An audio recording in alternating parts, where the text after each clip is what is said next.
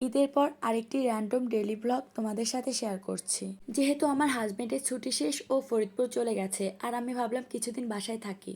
তো যাই হোক, টিটু চলে যাওয়ার আগের দিন আমরা একটু নিরিবিলি ঘুরতে গিয়েছিলাম। বোরহানুদ্দিনে কাছাকাছি একটা নদীর পাড় আছে, আর আমরা অলওয়েজ সেই নদীর পাড়েই ঘুরতে যাই। এই তো সুন্দর বিকেলটা এনজয় করে সেদিন সন্ধ্যার পর বাসায় চলে আসলাম। ও যাওয়ার পর সেদিন আমি আমাদের বাসায় চলে যাই, আর আমাদের বাসায় সেদিন আমার শ্বশুরবাড়ির লোকদের দাওয়াত থাকে। এই তো তারপর আমি এসে তাদের জন্য কিছু নাস্তার ব্যবস্থা করি। তারপর দেখতেছিলাম আম্মু কি কি রান্নার আয়োজন করেছিল। প্রতিটি রান্নাই আম্মু খুব মজা করে রান্না করেছিল। আমার কিন্তু গরম ঠান্ডা মিলিয়ে কণ্ঠের অবস্থা একদম নাজেহাল, তোমরা কিন্তু এটা খুবই ইগনোর করবে। গরম ঢাকনা ধরার জন্য হাতের কাছে কিছু ছিল না, তাই এই পদ্ধতিটা ব্যবহার করলাম। তারপর খাবার সাজানোর জন্য টেবিলটা সুন্দরভাবে ডেকোরেশন করে নিলাম, আর সব খাবার সার্ভ করলাম।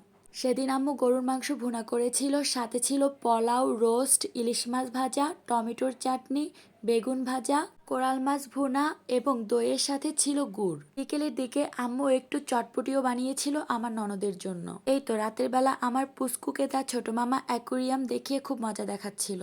তার পরের দিন সকালে আম্মু গরম গরম পরোটা বানিয়েছিল, তার সাথে গরুর মাংস, সবজি এবং ডিম করেছিল। আম্মু আসলে অনেক মজার মজার রান্না বান্না করে। যেহেতু আমার চিতল পিঠা পছন্দ, আম্মু চিতল পিঠাও বানিয়েছিল।